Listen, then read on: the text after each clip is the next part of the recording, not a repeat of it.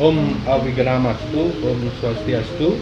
Hari ini Dina Mis tanggal 21 Juli 2021. Salam Rahayu sampai Salam Rahayu.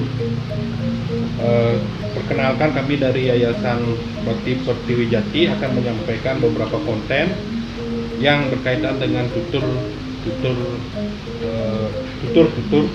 dasar dari pengetahuan leluhur di Nusantara. Nah, tujuan dari pembuatan konten ini supaya dapat menyampaikan informasi yang positif terhadap situs dan mitos tentang yang leluhur berkaitan dengan tutur-tutur yang nanti akan nyambung terus ya.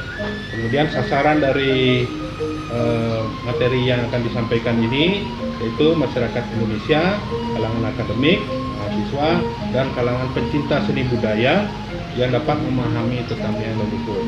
Ya, hari ini kita akan kehadiran oleh Di Gusti Ngurah Bagus Mudita, Swastiastu Turah, Rahayu, Rahayu mungkin. Rahayu. Pura diki minta waktunya untuk menjelaskan ada tutur-tutur dasar berkaitan dengan pertamian Bali yang berkaitan dengan arsitektur. Topik yang akan disampaikan hari ini itu adalah memahami tutur dasar, memahami bahan-bahan bangunan arsitektur tradisional. Nah, tiang dalam sekilas menyampaikan bahwa Gusti Ngurah Bagus Mudita ini berprofesi sebagai arsitektur yang khusus tentang tradisional Bali. Nah, mungkin dalam channel ini bisa menyampaikan kepada masyarakat nanti pengetahuan ini yang bisa berguna nanti di masyarakat dan dapat diikuti oleh Nika Turah yang sampaikan kepada Turah, lalu sang dukun, tapi yang bisa disampaikan. Semua Om Awigranamastu. Mungkin untuk melanjutkan kemarin apa yang kita sudah ceritakan, yaitu pemilihan bahan.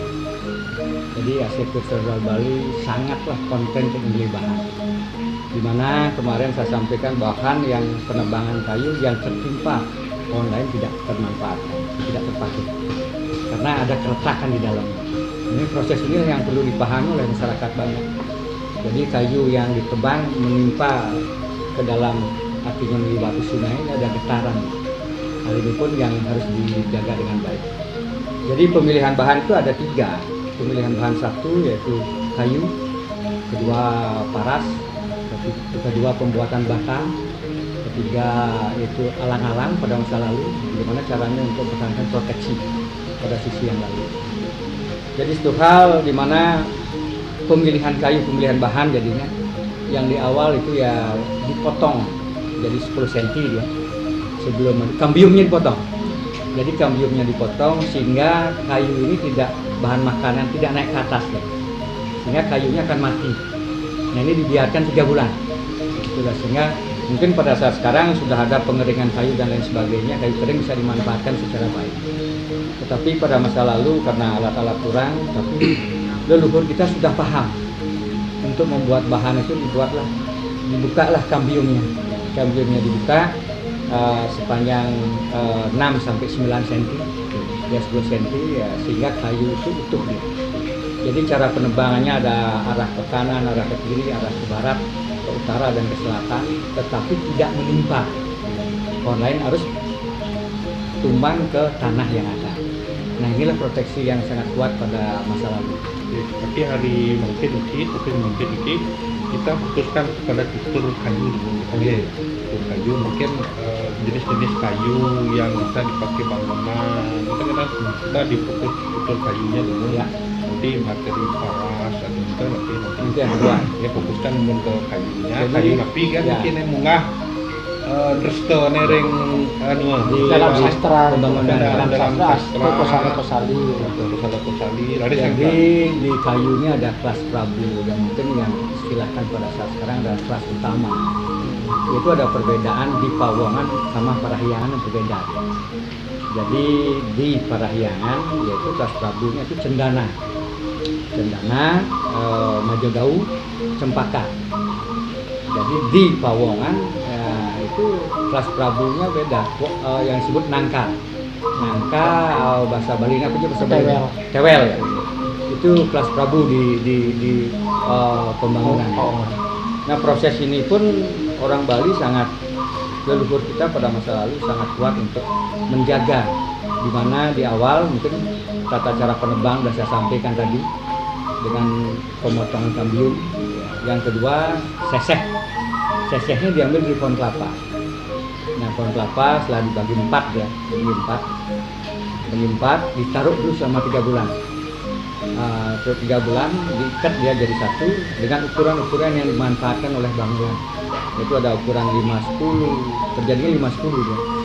5-10 4 meter, ya 5-7 4-6. Ini prosesnya semua diikat dan direndam. Direndam di dalam untuk setelah direndam baru dijemur, ditiriskan kembali. Nah, sehingga kekuatan kayu itu utuh pada sesuai dengan kekuatan pohon hidup. Mungkin sini dikatakan pada masa lalu pohon kelapa yang berumur 25 tahun, kekuatannya pun 25 tahun di dalam bangunan itu. Jadi istilahnya sangat kuat karena pemasangan kayu pada saat masa lalu dia ini ditimbang. Jadi kayu ditimbang setelah menjadikan bentuk yang sama, jadi dengan luas 5-7 dengan panjang 4 meter, ditimbang di tengah-tengah. Jadi yang mana lebih berat adalah bongkol kayu. Nah, ini terus harus ditaruh di bawah. Perhitungannya yang ujung ditaruh di ujung. Nah, sehingga mungkin pemikiran saya di sini gradasi pengudaraan, sehingga kayu itu sangat kuat pada masa lalu. Mereka sangat teliti untuk menyikapi pemasangan kayu pada saat itu.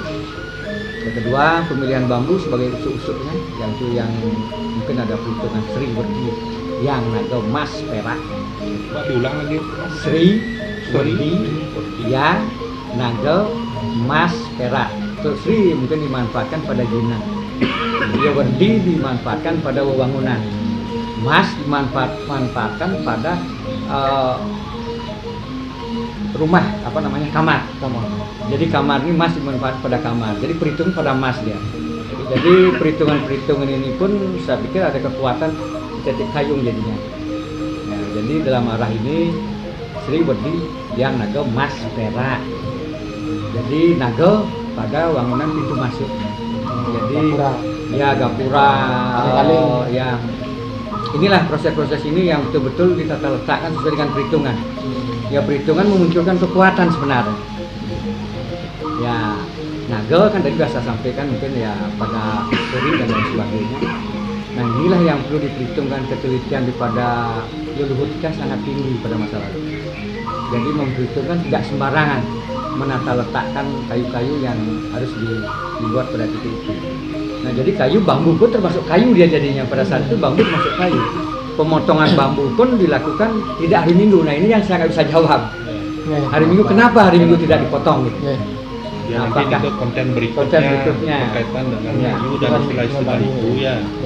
Itu gesing itu kan nanti tutup ini ke mungkin kayu-kayu ini enak ada konsep-konsep khusus yang harus disampaikan. Nah, inilah mulai kayu-kayu ini setelah dibuatkan menjadi bahan bangunan ya diproteksi dulu, di mana setelah pemotongan ditiriskan menjadikan bahan-bahan yang utuh.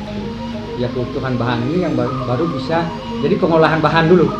Sebelum membuat bangunan, pengolahan bahan ini semua ditata letakkan. Sehingga sebelum terjadinya pengolahan yang lain, inilah yang diletakkan di awal. Mungkin perlu ditanggapi sedikit di proses setelah nebang itu kan ada istilahnya pembawaan ada berpengaruh. Jadi yang dimaksud tunggak wareng artinya begini, pada saat penebangan bambu diambil 1 meter ke atas. Jadi ini dibuang, ini disebut tunggak wareng. Ini tunggak wareng ini sisa daripada penebangan disebut tunggak wareng. Nah, penebangan ini ya jangan sampai orang terbentur dengan itu dan lain sebagainya kan mungkin itu. Jadi harus dihabiskan dia nanti. Habis itu dihabiskan menjadikan rata tanah. Dan boleh disekat dan tidak boleh diambil ke bawah. Diambil ke bawah, setelah dicabut digantilah dengan tanaman baru. Itu nama istilahnya tunggak wareng. Tunggak wareng ini sangat orang Bali sangat tetap reboisasi itu tetap ada. Jadi setiap penebangan tetap penggantian pohon yang ada di titik itu. Nah mungkin saya nggak ceritakan bebantan dan lain sebagainya itu ada sebenarnya. Semua dengan dewasa ayu, semua antara dengan mungkin menepuk 3 kali, memotong 3 kali sebelum dipotong oleh penebang. Jadi si pemakai kayu ini meminta kepada pohon tersebut ya. Begitu rasa hubungan yang luar biasa yang saya lihat. Nah maka dari itu mari kita coba untuk melakukan paskut kayak sekarang mungkin sudah ada mesin-mesin yang bisa mengeringkan kayu, membuat proteksi kimikal dan lain sebagainya ya. Tapi pada masa lalu sudah ada. Nah ini yang unik sekarang adalah tahapan proses masa lalu gitu. Mungkin yang sudah lihat atau pernah alami sebagai arsitektur. Nah setelah proses tebang itu kayu itu kan diproses menjadi bangunan, kan pasti ada tahapan-tahapan yang mungkin harus ditaruh di tempat yang bagaimana, kemudian tahapan untuk supaya tutupnya kena dulu. Ya. Nanti konten berikutnya baru kita melihat ke lapangan yang namanya ngebas, yang namanya nimpas, ngeler, kayak gitu. Ya. Dan Mungkin saya ceritakan kembali pengambilan awal, jadi pembersih kambium tadi. Jadi setelah 3 bulan, jadi kekeringan kayu itu sudah bagus. Jadi 3 bulan waktunya. 3 bulan baru ditebang. Itu dijemur atau dikeringin? Kekeringan angin ya. Ya. Itu kan alam istilahnya kan benar kan. Pohonnya masih tegak, kambiumnya disobek, Ya. Oh dikuliti. dikuliti sehingga air tidak bisa naik ke atas. Tidak bisa naik ke atas. Ini menyebabkan pohon itu 3 mati. bulan ini kering ya. Ya. Pohon makanya itu mati. Nah, Itu ya. nanti seperti Tapi kambiumnya tidak habis itu. Tidak habis ya. Tidak habis Kurang masih ada. dalam. Ya. Rohnya kurang dalam. Rohnya kurang dalam. Nah proses-proses inilah yang perlu dilakukan dalam arti kata untuk mendapatkan bangunan yang kuat dan kokoh. Kalau istilah-istilah ibunya atau istilah-istilah yang dilupakan dalam proses sampai dia akan menjadi bahan bangunan yang Ini sangat banyak. Jadi prosesnya proses memakai dewasa ayu, ya. Hari baik. Ya. Hari baik ya dia pun mengaturkan sesaji. Yang sesaji yang mungkin nggak bisa saya Berarti sebutkan. ada upakarannya. Ada upakara ya sebelum penebangan ya menyampaikan itu pola resi sama pendeta lah itu yang kita cuman pelaku ya jadinya. Jadi di sana akan disampaikan mungkin hubungan untuk mengembalikan reboisasi tadi. Komunikasi. Jadi istilah-istilah ini pun sangat tinggi sebenarnya. Nah setelah ditata letakkan menjadi bentuk-bentuk daripada bahan bangunan yang sudah diperkirakan oleh para undagi, memerlukan bangunan ukuran dari atas mungkin usuk gitu.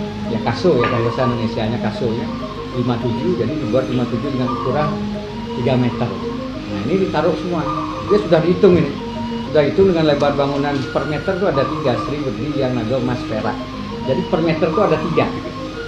Jadi kekuatannya ada 3 usuk jadi. Nah ini pun sudah dibuat begitu terpenuhi lah. Sebelum dia membuat bahannya sudah tertumpuk. Jadi bahan usuknya sudah, bahan tiangnya sudah, semua bahan dari kayu ini sudah tertaruh yang sebelum mengambil bahan-bahan yang lain. Baru dia ngeruak karang nanti. Nah bahan ini silahkan. Pertanyaan, kalau di zaman sekarang ada istilah profesi arsitek. Ya. Di zaman dulu di Bali perancang bangunan itu disebutnya undagi. Apakah undagi, seorang undagi ini mempunyai semacam pelajaran atau ilmu mengenai bahan material yang dibutuhkan untuk tipe bangunan tertentu? Jadi undagi itu ada spesialis di Bali. Jadi ada undagi bangunan, ada undagi pura, ada undagi jenang aja khusus dia gitu. Jadi banyak undagi. Jadi tidak menyatu kayak kita sekarang arsitek satu bisa membuat bangunan apapun gitu.